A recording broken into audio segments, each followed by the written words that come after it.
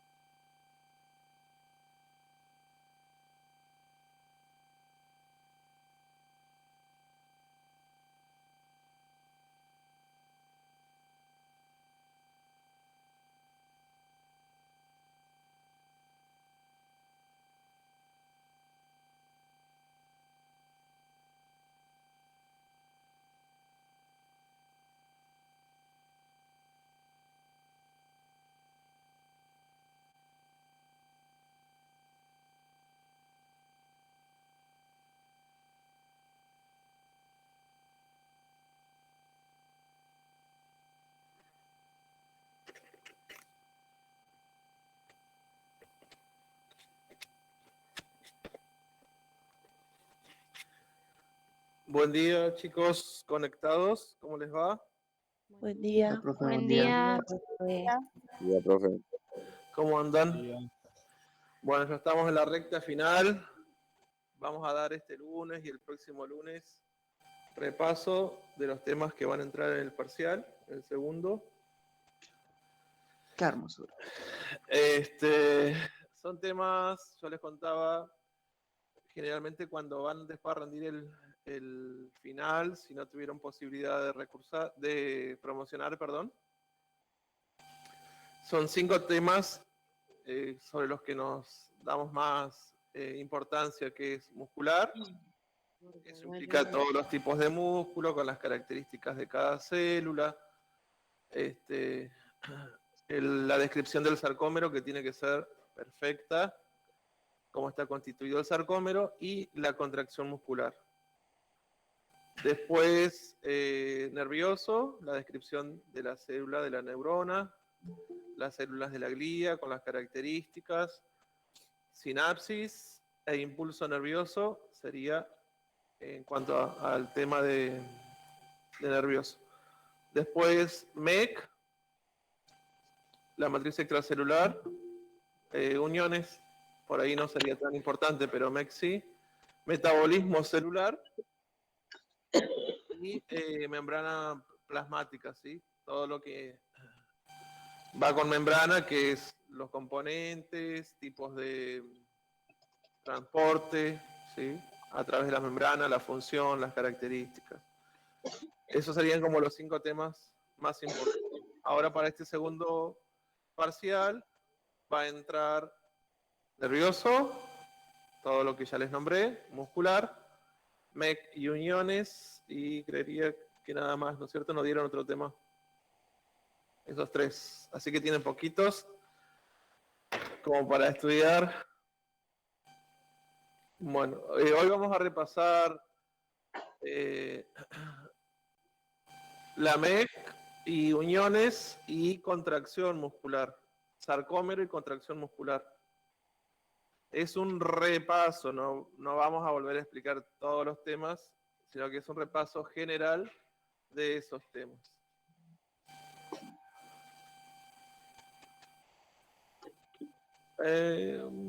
Vamos a ir con las uniones celulares.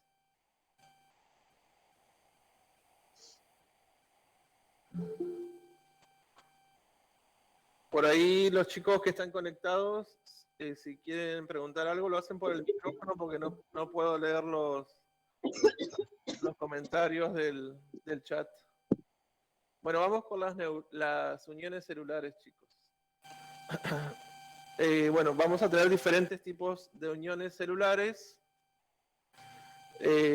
como por ejemplo las ocluyentes o oclusivas, las adherentes, desmosomas, hemidesmosomas, las uniones focales, las uniones comunicantes y los plasmodesmos. Las uniones plasmodesmos que son exclusivas de las células vegetales, ¿sí? Excepto los plasmodesmos, el resto lo vamos a encontrar en las células animales.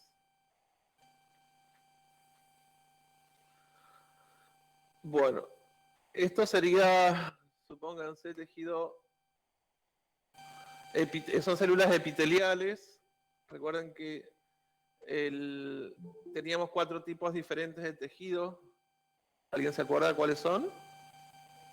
Epitelial, conectivo, y los otros 2, muscular y nervioso. Muy bien. Las células epiteliales tienen poca matriz extracelular, ¿sí? Generalmente son mayor cantidad de células. Entonces acá se pueden apreciar bien para estudiar las uniones. Nombramos primero las uniones ocluyentes, que estarían ubicadas aquí. Ustedes, para que se ubiquen cuál sería como la cabeza de la célula y cuál los pies, la membrana basal, ¿sí?, es la base, es decir, donde se apoyan las células. ¿Sí? Sería donde están ubicados los pies de la célula. Esas células van a estar apoyadas en lo que es la membrana basal. Entonces esta sería la parte apical, se llama, ¿sí? Una célula tiene una porción apical, que entre paréntesis sería como la cabeza, y una parte basal o base, que serían como los pies de esa célula, ¿sí? Entonces, empezando a describir las uniones celulares, la primera que vamos a encontrar, que se ubica acá, son las uniones de tipo ocluyente, ¿sí? Las primeras en el polo apical de una célula con otra, uniendo una célula con otra, vamos a encontrar las uniones de tipo ocluyente. Esas uniones también se llaman uniones en costura, porque son tan fuertes que no va a poder pasar nada, esto es el medio extracelular, no va a poder pasar nada entre una célula y otra, ¿sí? Sí o sí va a tener que pasar por acá, por la membrana plasmática de cada célula. ¿Estamos?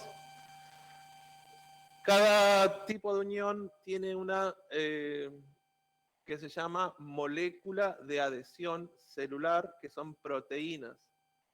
En este caso, las uniones ocluyentes se simboliza con la letra CAM, con la sigla CAM, ¿sí? Está escrito en inglés, por lo tanto se lee de atrás hacia adelante, molécula de adhesión celular. En este caso es la ocludina. la proteína CAM o molécula de adhesión celular de las uniones ocluyentes es la ocludina. Por debajo vamos a tener otro tipo de unión, que son las uniones adherentes, ¿sí? Debajo de las adherentes van a estar los desmosomas. Por debajo de los desmosomas van a estar las comunicantes. Y en la base, ¿sí?, que van a unir la base de la célula a la membrana basal, solamente vamos a encontrar un solo tipo de unión, que son los hemidesmosomas. Recontamos de nuevo: ocluyentes, adherentes, desmosomas, comunicantes y hemidesmosomas.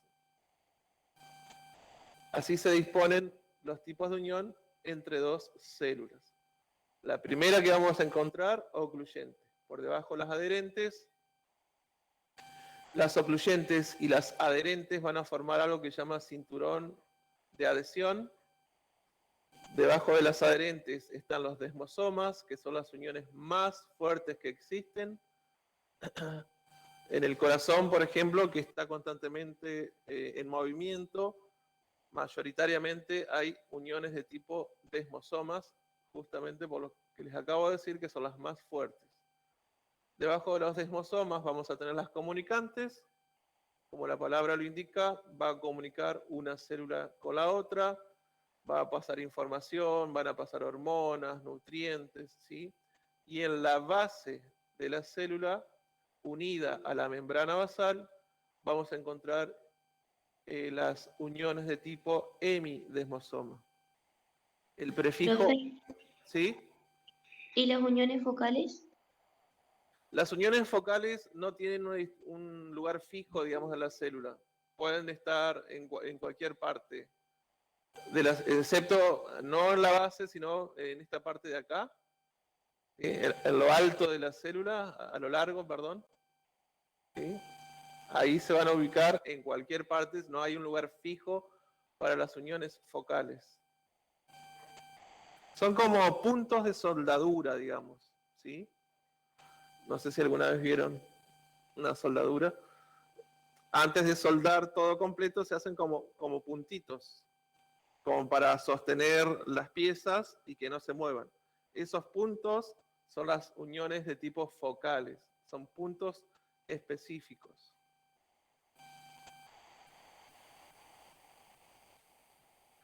Bueno, estamos acá, bueno, estas serían las uniones ocluyentes. Esto sería una célula, esta central. Y al costadito tenemos otra célula. Esto en color violeta sería el espacio intercelular. Acá tenemos, bueno, dijimos las uniones ocluyentes. Las adherentes, los desmosomas, las comunicantes, y por acá a la base estarían los hemidesmosomas. Podrían llegar a ser estas, por ejemplo, las uniones focales, ¿sí?, que son como puntos. Podría haber acá también. No tienen un lugar específico de ubicación.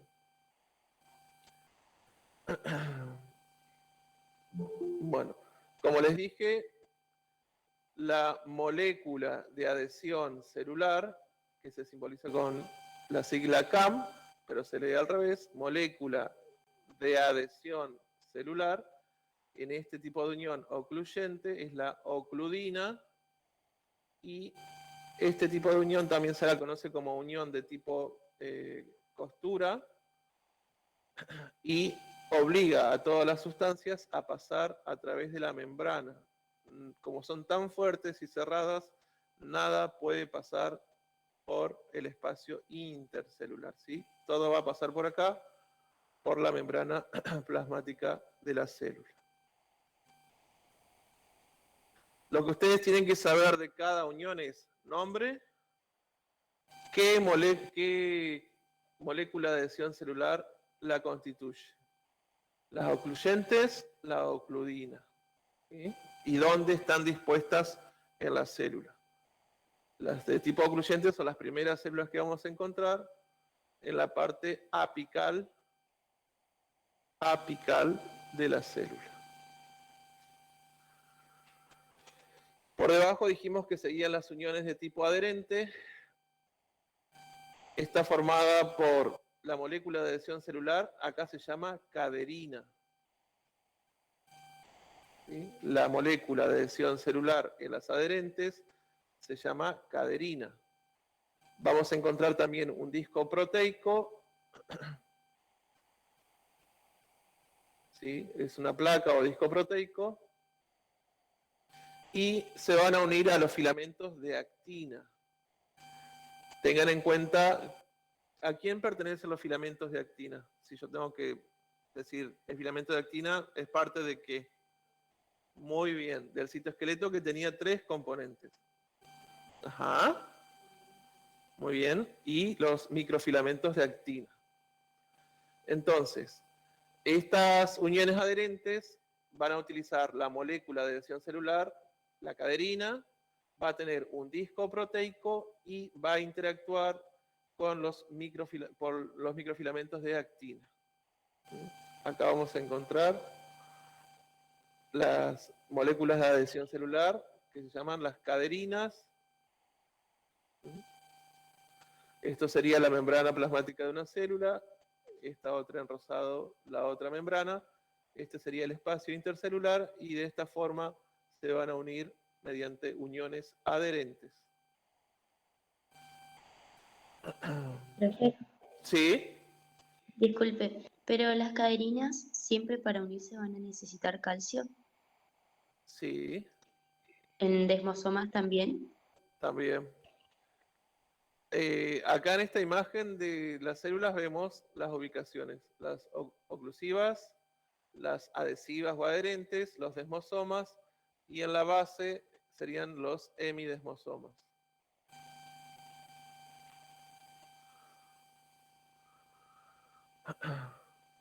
Los desmosomas utilizan como molécula de adhesión celular también las caderinas, ¿sí? Como las adherentes. La molécula de adhesión celular es la misma, es la caderina. También tiene un disco proteico, pero la diferencia está acá. Mientras que las adherentes utilizan a los microfilamentos de actina, estas, las uniones desmosomas, utilizan los filamentos intermedios. Y recuerden que las uniones desmosomas son las más fuertes de las 5. Acá tenemos una imagen. Esto sería una membrana plasmática. Esta otra membrana plasmática, el disco proteico, las caderinas y se unen a los filamentos intermedios. Les vuelvo a repetir, en el tema de uniones lo que tienen que saber: el nombre de la unión, dónde se ubican y cómo está compuesta. Sobre todo esto es importante, qué molécula de adhesión celular interviene y con qué elemento del citoesqueleto también interactúa. Bueno, es esto. Otra imagen de la unión de desmosomas. Tenemos el disco proteico, la CAM, que dijimos que era la caderina, los microfilamentos, los filamentos intermedios, perdón, y esto es la placa o disco proteico. Supónganse que es como que de esta membrana viene como un brazo y de la membrana de al lado otro brazo y se sujetan así, ¿sí? Como una cadena, con un eslabón de un lado y otro eslabón del otro lado. Por eso se llama caderina, porque son como eslabones que se van a ir uniendo. Los hemidesmosomas dijimos que se encuentran en la base de la célula y el prefijo hemi significa mitad. Y si decimos hemidesmosomas, estamos hablando de la mitad de un desmosoma. En las uniones desmosomas tenemos una placa proteica de un lado y una placa proteica del otro lado. Se unen a través de las caderinas. En el hemidesmosomas vamos a tener un solo disco proteico o placa, ¿sí? En este caso se van a unir con fibras colágenas, específicamente con el colágeno de tipo 4, que va a estar formando lo que se llama membrana basal. Y acá la molécula de adhesión celular es la integrina. En los semidesmosomas, la molécula de adhesión celular es la integrina, va a tener un disco proteico y también van a intervenir los filamentos intermedios. Y en vez de unirse a la membrana de otra célula, se va a unir a la membrana basal. ¿Sí? Y uno de los componentes de la membrana basal es el colágeno de tipo 4.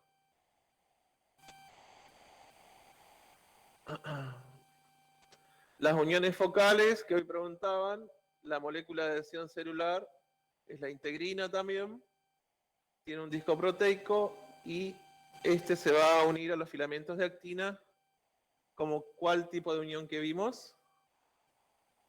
La primera, la segunda. Las uniones adherentes, muy bien. Así que hay dos que se unen a filamentos de actina y dos que se unen a filamentos intermedios. Eso ténganlo presente. Vamos a las uniones de tipo GAPS o comunicantes. La molécula de adhesión celular se llaman conexinas o conexones. Serían estos. Serían como túneles. Estas proteínas forman como un túnel de un lado de la membrana y otro túnel del otro lado de la membrana que se unen en el espacio intermembranoso, ahí, o intercelular, ¿sí? Ahí se van a unir y por acá va a pasar agua, van a pasar hormonas, van a pasar moléculas con información, nutrientes.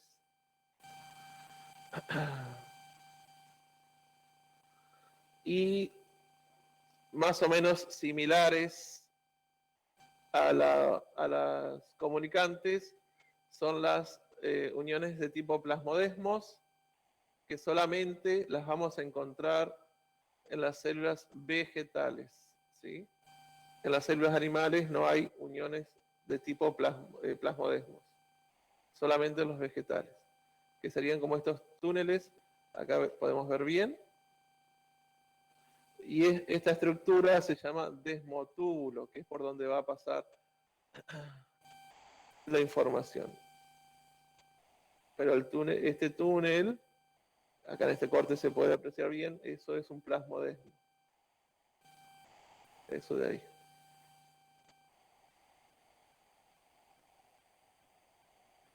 Bueno, haciendo un repaso de las moléculas de adhesión celular, vamos a tener las integrinas, las ocludinas, las caderinas, las conexinas o conexones.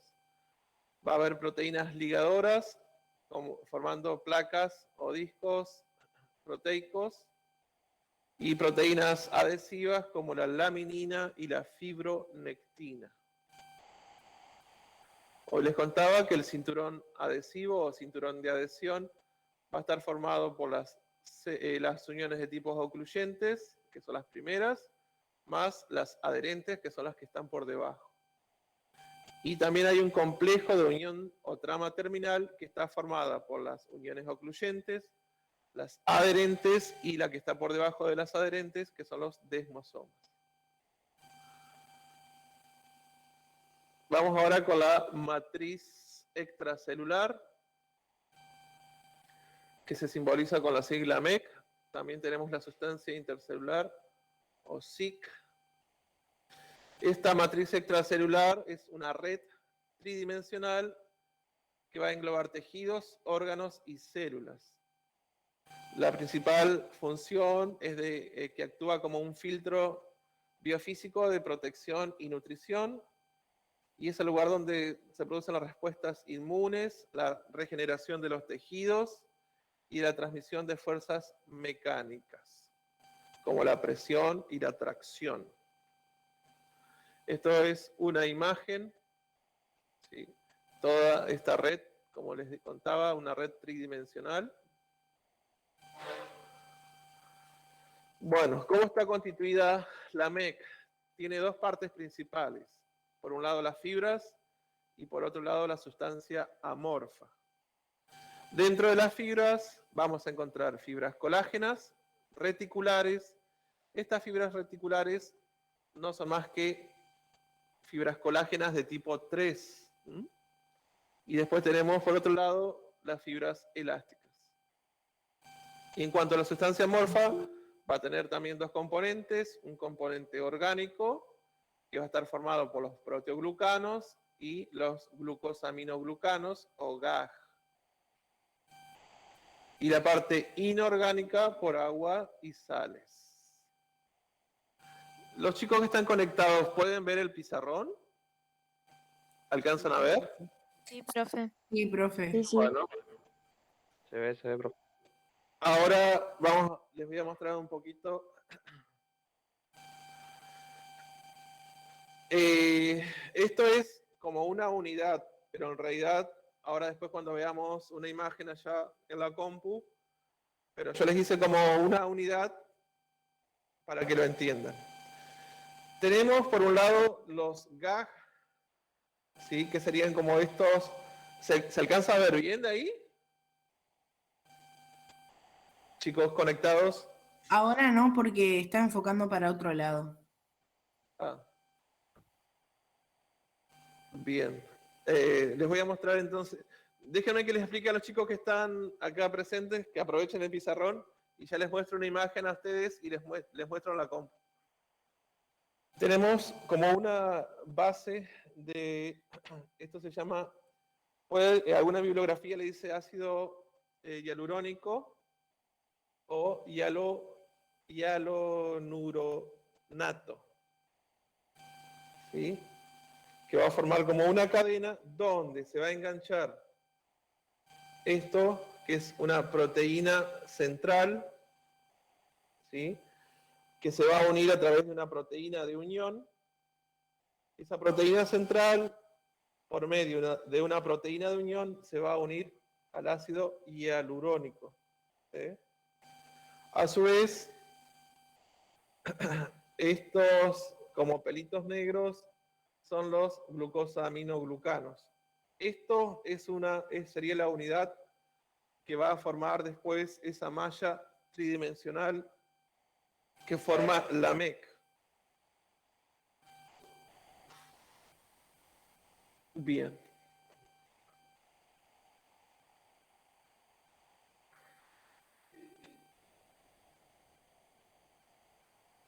A ver, les quería mostrar.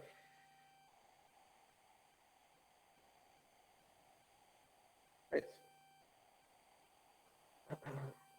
Bueno, esto es lo que le contaba a los chicos que están acá presentes, era el ácido hialurónico, ¿sí? Esto que es core protein sería el cuerpo de proteína o proteína central. Y los GAG serían cada uno de esos como pelitos que están ahí. La unión de un GAG con la proteína forma los proteoglucanos. Anoten ese dato, el GAG más una proteína forma los proteoglucanos. Y acá estarían las proteínas de unión que unen estas proteínas centrales a el ácido hialurónico. Y esto sería como una unidad que se replica, ¿sí? Y forma como esta malla tridimensional. Acá podemos ver las proteínas de unión, que serían estos puntos rojos que unen las proteínas centrales con los GAG a el ácido hialurónico que estaría acá en verde. Estas otras fibras son fibras colágenas. También vamos a encontrar, recuerden, fibras elásticas y fibras reticulares, que las fibras de tipo reticular serían las colágenas de tipo 3. Las fibras colágenas van a otorgar resistencia a la tensión y al estiramiento, ¿sí? Existen diferentes tipos de colágeno, más o menos 27, 28 diferentes tipos de colágeno, y para determinarlo a qué grado pertenece se estudia la polimerización, es decir, la cantidad de fibras colágenas que van a intervenir. Las más duras o las más resistentes son las de tipo 1, tienen resistencia al estiramiento, la vamos a encontrar en la dermis de la piel. Si uno se estira la piel no se raja, ¿sí? Excepto que tengan alguna enfermedad de las fibras del colágeno, como no sé si escucharon, hay una enfermedad que se llama niños con piel de cristal. Bueno, que vos le haces así y la piel se raja, porque tiene una deficiencia a nivel de las fibras colágenas que no soportan la tensión ni el estiramiento. En los huesos, en los tendones, en la córnea. Las de colágeno tipo 2 tienen resistencia a la presión intermitente, vamos a encontrarlas en el cartílago. Las de colágeno tipo 3 van a sostener órganos expansibles, las paredes de los vasos sanguíneos, los pulmones, el útero, son todos órganos, la vejiga, son órganos que sufren expansión y que luego se tienen que contraer, ¿sí? El pulmón, cuando uno respira, se insufla y se desinfla con aire. La vejiga también, cuando va acumulando orina, se llena y cuando vamos al baño se vacía. El útero también, cuando la mamá está gestando, ese útero se agranda y después del parto vuelve a la normalidad. El colágeno de tipo 4, sostén y filtración y de la lámina basal.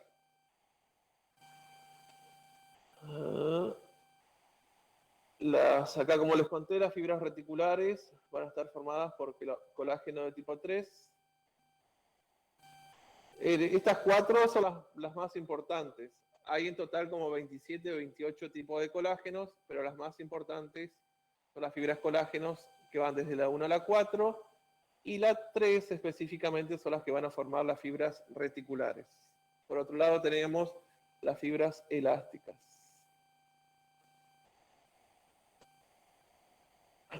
Acá tenemos miofibrillas de elastina y el centro también es de elastina, ¿sí?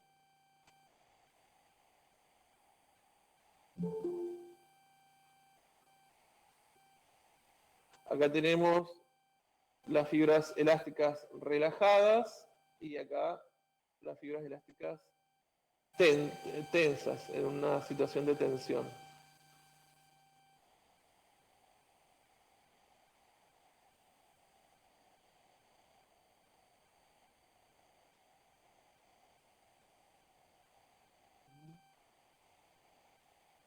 Bueno, las fibras elásticas dan distensibilidad al tejido, las fibras reticulares forman una red irregular y dan sostén. La sustancia amorfa, dijimos que estaban formadas por componentes orgánicos como los GAG y los proteoglucanos. Los glucosaminoglucanos o GAG, los más importantes son estos. El ácido hialurónico, que es el más abundante, es el más abundante y es muy importante porque es el que atrae el agua, ¿sí? El ácido contrictin sulfúrico, que lo vamos a encontrar en el cartílago, el heparansulfato en la membrana basal, el dermatansulfato en la dermis y el queratansulfato también en el cartílago. De todos estos, todos atraen agua, pero este es el que está más desarrollado, es más abundante, por lo tanto va a atraer más agua.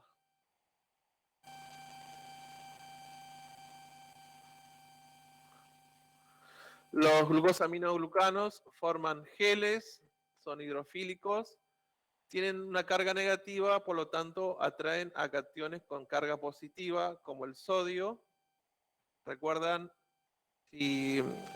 cuando vimos la bomba de sodio-potasio, que desde el exterior, desde el medio extracelular, ingresaban 3 sodios y salían 2 potasios? Que el sodio no es bueno que la célula lo tenga dentro de la célula, porque atrae mucha agua y la célula puede romperse. Pero sí es bueno que el sodio esté fuera de la célula, en el espacio extracelular o MEX, porque atrae agua y es a través de ese gel que van a difundir diferentes moléculas, hormonas, se va a hidratar la célula. Acá tenemos una imagen de lo que es la membrana plasmática. Este sería el interior de la célula. Acá tenemos los microfilamentos de actina. Recuerden que los microfilamentos de actina se ubicaban por debajo de la capa interna de la membrana plasmática. Vamos a encontrar proteínas integrales, proteínas periféricas. Ya les indico, estas serían las fibras de colágeno. Estas en celeste serían las fibras elásticas. Vamos a encontrar también hidratos de carbono, ¿sí? Y acá estarían los glucosaminoglucanos o proteoglucanos con la descripción que yo les hice allá en el pizarrón. Y todo eso va a formar esa red tridimensional que forma la MEC. Esa es otra imagen que muestra lo mismo. Las fibras colágenos, los proteoglucanos y la membrana plasmática. ¿Cuáles son las principales funciones de la MEC?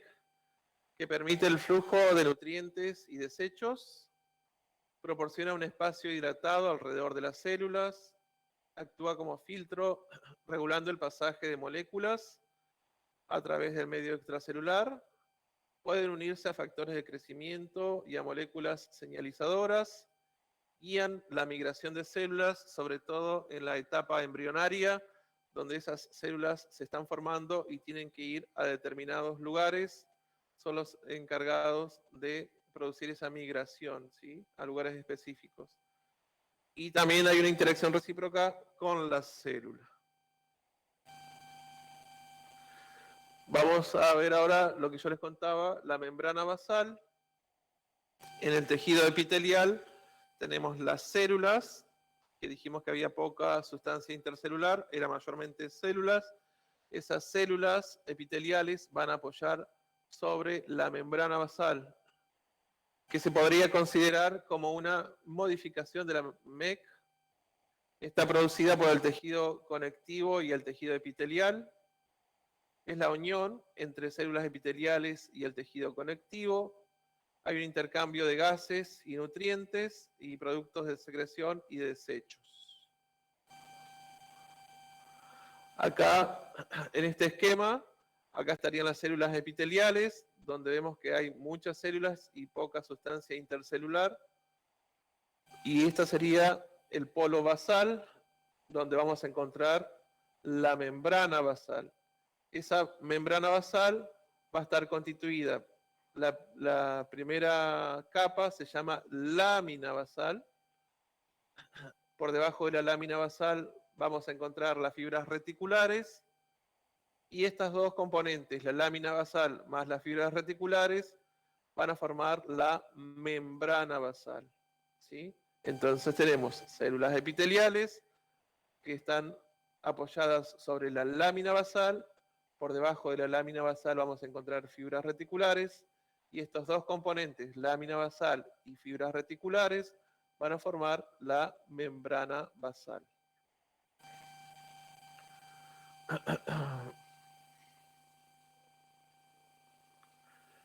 La membrana basal vamos a encontrar la laminina, que es una proteína, vamos a encontrar el colágeno de tipo 4, el GAG, el heparansulfato, y fibras reticulares. Estos 4 componentes van a formar la membrana basal. La minina, que es una proteína, que sirve como pegamento, ¿sí? Igual que la fibronectina. Son proteínas más bien de tipo adhesivas, que forman como un pegamento que van a unir la base de las células epiteliales con la membrana basal. El colágeno de tipo 4, el heparansulfato, recuerden que los glucosaminoglucanos o los proteoglucanos, una de sus principales características es de que atraen agua, por lo tanto va a permitir el paso de sustancias, de nutrientes, por el mecanismo de difusión,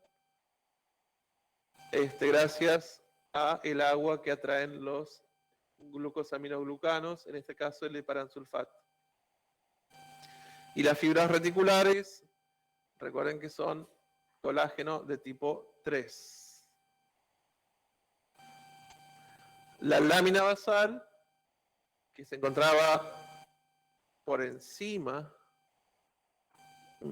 están las células epiteliales y acá abajito está la lámina basal apoyadas. Esas células epiteliales se van a apoyar en lo que es la lámina basal, que va a estar compuesta por laminina, colágeno de tipo 4 y heparansulfato.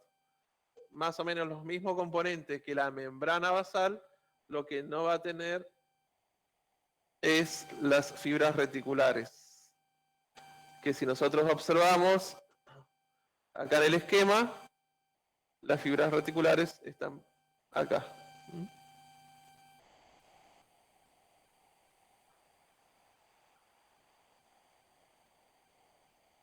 Bueno, esto sería la célula epitelial, acá la forma en que se unen con la lámina basal, las fibras reticulares, colágenas de tipo 4.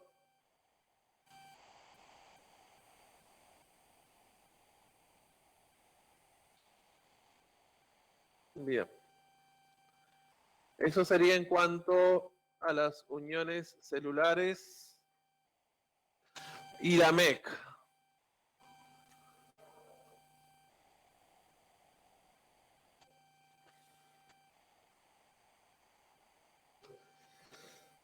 Entonces, haciendo un repasito de la MEC, tienen que saber qué es la MEC, cómo está compuesta y cuál es la función principal. Y de las uniones celulares, lo mismo, cómo se clasifican, dónde se ubican, cómo están compuestas, sobre todo fundamentalmente las moléculas de adhesión celular que la constituyen y con qué elemento del citoesqueleto interactúan.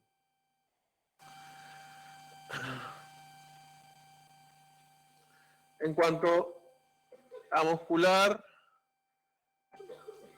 queda por su parte estudiar la descripción de los 3 tipos de músculo, el cardíaco, el liso y el estriado esquelético. Yo voy a hacer ahora fundamental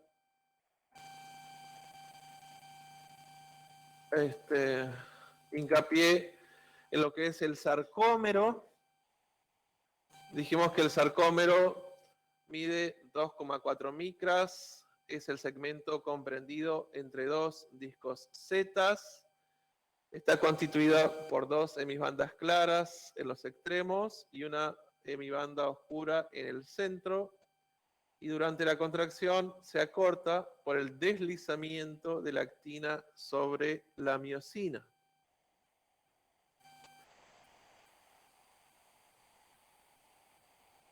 Dijimos que es el segmento comprendido entre 2 líneas Z. Acá tenemos una línea Z en verde y la otra línea Z en verde. El segmento comprendido entre 2 líneas Z es el sarcómero, que tiene 2 hemibandas claras en los extremos, o bandas I, que está solamente formada por actina, que es el microfilamento delgado, Y en la parte central tiene una banda más oscura o banda A, que está formado por la superposición, ¿sí?, o el entrecruzamiento de filamentos de actina con los filamentos gruesos de miosina.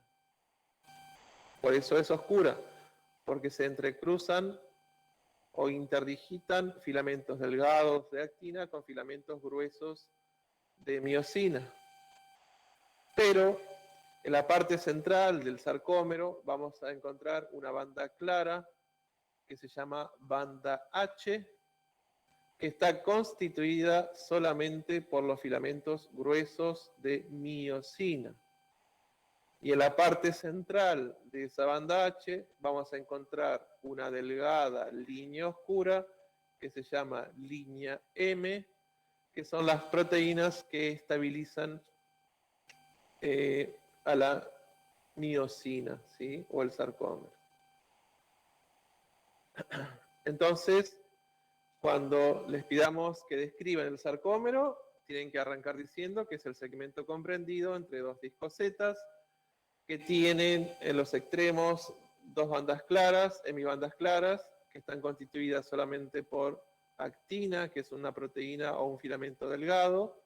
En la parte central, una banda oscura que está constituida por la superposición de la proteína actina con la proteína miosina, que es un filamento más grueso. En la parte central de esa banda oscura vamos a encontrar una banda clara que está formada solamente por miosina, que son los filamentos gruesos, y dentro de esa banda clara una delgada línea oscura en la parte central que está formada por proteínas que estabilizan el sarcómero. Todos esos componentes que les acabo de mencionar son los que forman o constituyen el sarcómero. Yo les recomendaría que estudien con gráficos, porque cuando vienen a rendir los finales, siempre les pedimos o que dibujen una neurona, que dibujen un sarcómero y nos digan cómo está constituido.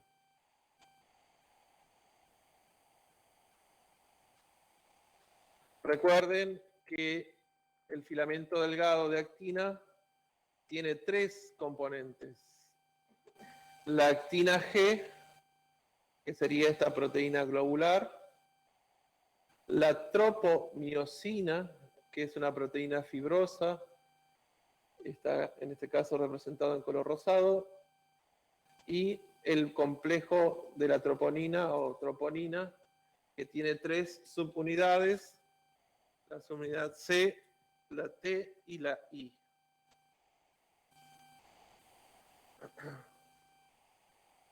Y que el microfilamento de miosina solamente está formado por miosina, que tiene una parte fibrilar y unas cabezas, las cabezas de miosina, que son proteínas globulares.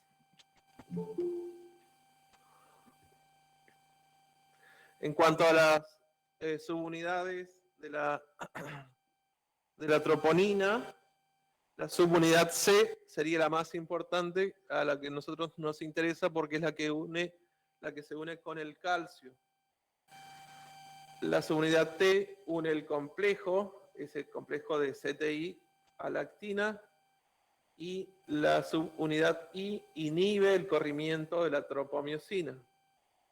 Es decir, que mientras esté activa la subunidad I, la tropomiosina no se va a correr.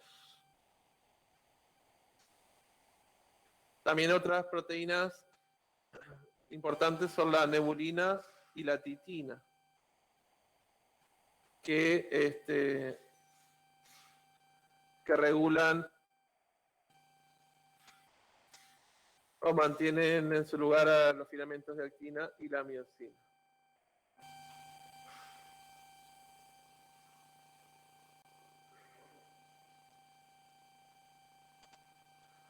Bueno, vamos a lo más importante, la contracción muscular.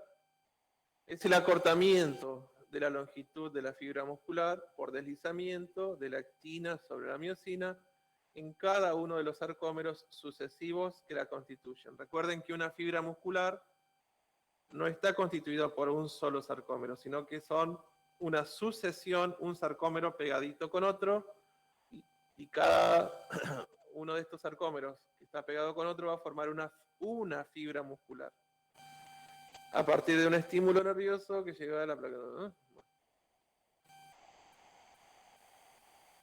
Acá tenemos una fibra relajada y una fibra contraída. ¿Por qué? Porque la actina se desliza sobre la miosina hacia el centro del sarcómero. La placa neuromotora es el lugar donde se transmite el impulso nervioso, es el lugar de la unión de la fibra nerviosa, que es la que transmite el impulso, con la fibra muscular. Y para ello, en ese momento, cuando se une la fibra nerviosa con la fibra muscular, hay un mecanismo de sinapsis, ¿sí? Recuerden que la sinapsis puede ser entre dos neuronas, entre una neurona, por ejemplo, y una fibra muscular, entre una neurona y una glándula. Bueno, está constituida por la membrana presináptica, que pertenece al telodendrón, la brecha o hendidura sináptica y la membrana postsináptica, que corresponde a la fibra muscular. Esos son los tres componentes que tienen que existir para que haya sinapsis. Si falta uno de estos, no se lleva a cabo la sinapsis. La membrana presináptica, la hendidura o brecha sináptica y la membrana postsinápticas. Esto sería la sinapsis. Esta sería el telodendrón, que es la porción terminal de la neurona. La brecha o hendidura sináptica sería este espacio, y acá, esto en amarillo o rojo, sería la fibra muscular. Lo mismo. Recuerden que las neuronas tienen poco desarrollado el retículo endoplasmático liso, que una de las funciones importantes del retículo endoplasmático liso es que es almacenamiento de calcio. Por lo tanto, para que los neurotransmisores que son transportados en vesículas por los neurotúbulos y que puedan romperse la membrana de esas vesículas y ser volcados a la brecha o hendidura sináptica, tiene que entrar calcio extracelular a través de los canales de calcio.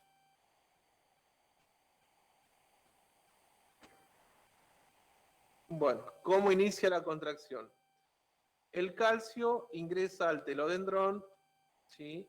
Y acomoda las vesículas de acetilcolina a la membrana plasmática. Estas vuelcan el neurotransmisor a la hendidura. La acetilcolina es un neurotransmisor, pero existen montones de neurotransmisores. Siempre se da el ejemplo con la acetilcolina. La acetilcolina se une a receptores específicos del sarcolema, ¿sí? Que están acoplados a canales de sodio que se abren e ingresa sodio al sarcoplasma, iniciando la onda de despolarización de la membrana plasmática. Mecanismo de contracción muscular. Bueno, la despolarización de la membrana, que se transmite a través de las tríadas, produce la liberación masiva del calcio al citoplasma. El calcio se fija a la subunidad C de la troponina y separa la tropomiosina de la actina, liberando el sitio activo para que se enganche la cabeza de miosina. La actina se desliza sobre la miosina hacia el centro del sarcómero, acortándolo. A ver. Y el final de la contracción se va a dar cuando la contracción es interrumpida.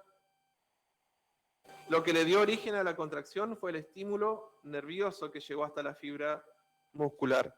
Cuando el estímulo nervioso ya no está más, desaparece, también va a desaparecer la contracción del músculo, ¿sí?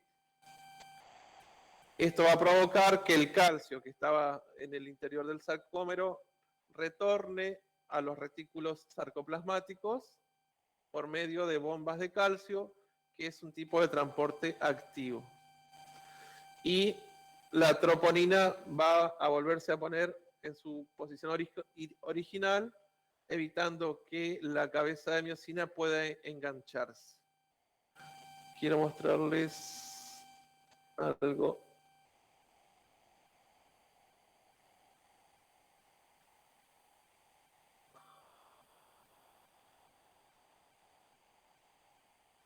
Bien, supónganse que acá arriba está la neurona y esta sería la fibra muscular.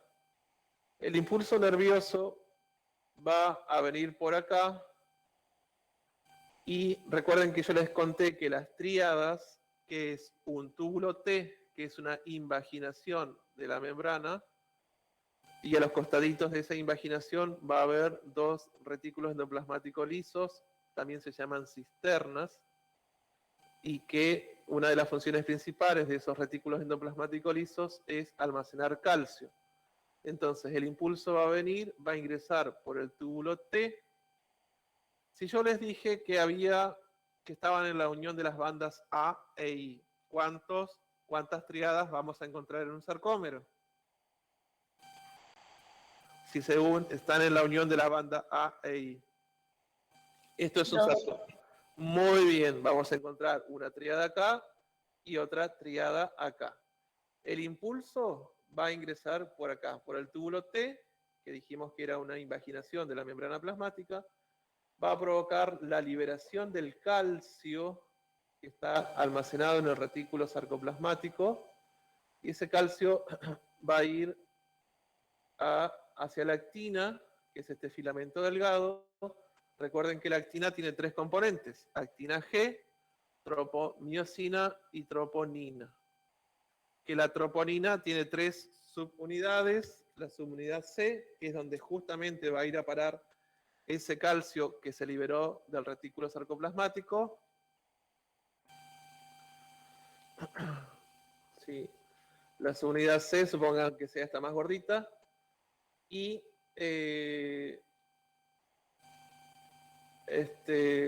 va a provocar esa llegada del calcio, que esta tropomiosina, que está tapando la hendidura o el sitio activo para que se enganche la cabeza de miosina, ¿sí? Lo va a liberar. Cuando llega el calcio, esto se corre, se gira y queda descubierto el sitio activo de la actina, para que la cabeza de miosina se enganche acá y pueda correrse, la actina pueda desplazarse sobre la miosina.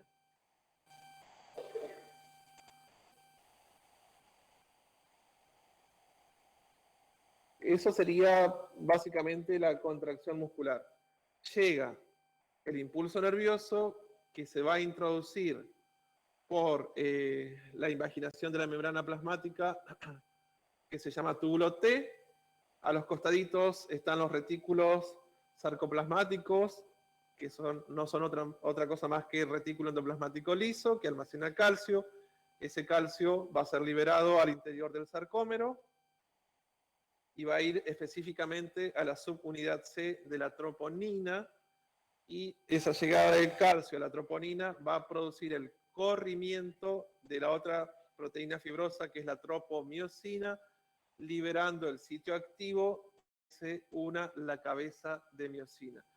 Todo este proceso lleva un gasto de energía. ¿Quién proveía de energía a las células? Las mitocondrias, que producen ¿qué? ATP, adenosín trifosfato. En este caso, como hay movimientos, se va a consumir energía. En un primer momento, la cabeza de miosina toma contacto con el filamento de actina, ¿sí? Para eso necesita que ese ATP se hidrolice, ¿sí? Que se rompa, que se separe. Y por un lado vamos a tener ADP, o sea, dos moléculas de adenosín trifosfato, y por otro lado un fósforo. Bueno, esa ruptura de esa molécula de ATP lo primero que hace es que la miosina tome contacto con la actina. Hasta ahí nomás. Después viene otro ATP que va a hacer exactamente lo mismo. Se va a romper y va a tener un ADP por un lado y otro fósforo por otro lado, y ahí sí va a producir el deslizamiento de la actina sobre la miosina, ¿sí? Es decir, que se necesitan 2 ATP. El primer ATP solamente va a tomar contacto la cabeza de miosina con la actina, y el segundo ATP va a producir el deslizamiento de la actina sobre la miosina. Voy a mostrarles un pequeño videíto para que lo entiendan.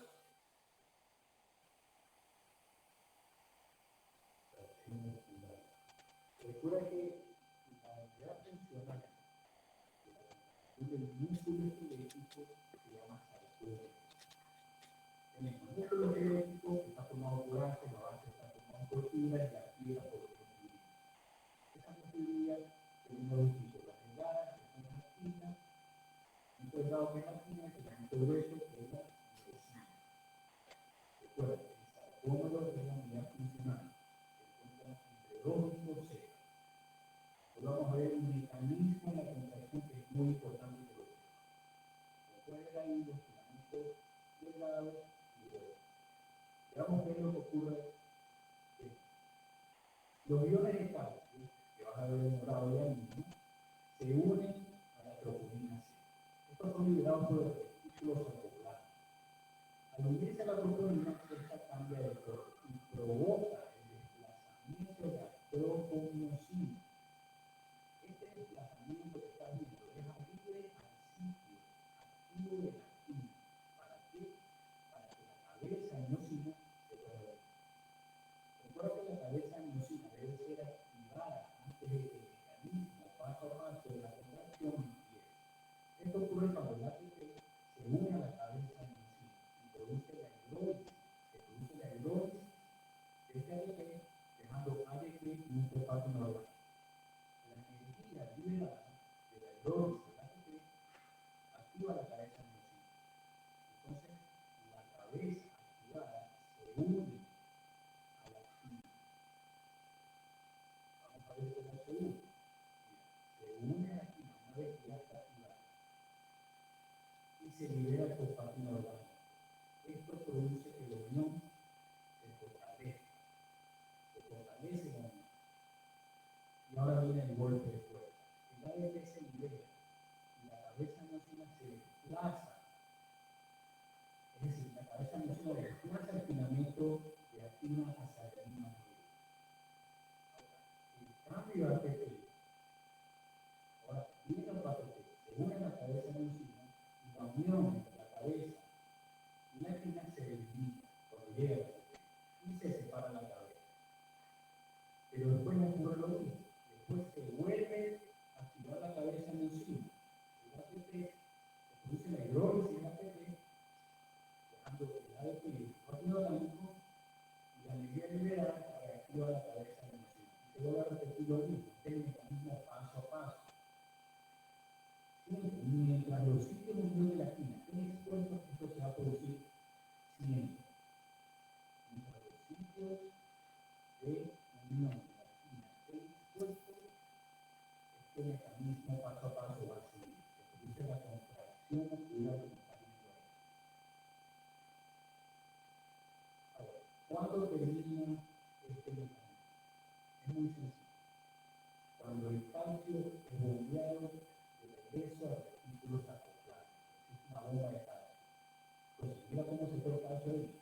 Entonces, se vuelve a tapar los sitios de unión, la tropomosina vuelve a su lugar original.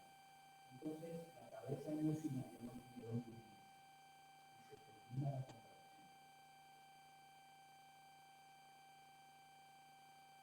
Bien, entonces la contracción va a durar mientras que haya un estímulo nervioso que esté haciendo que se libere el calcio de los retículos sarcoplasmáticos hacia el interior del sarcómero. Cuando ese estímulo nervioso se termina, el calcio es bombeado nuevamente a los retículos sarcoplasmáticos por medio de bombas de calcio y se termina la contracción, ¿sí? Bueno, chicos, el próximo lunes, bueno, este miércoles no tienen clases, es feriado. El próximo lunes vamos a dar un repaso de neurona y de impulso nervioso. El 25 de mayo, que es el próximo miércoles, tampoco tienen clases. Y vamos a estar informando por la página la fecha del parcial, ¿sí? Seguramente va a ser después del 25 de mayo. Les vamos a avisar con tiempo, por lo tanto aprovechen los feriados para estudiar biología. Que tengan buena semana, chicos.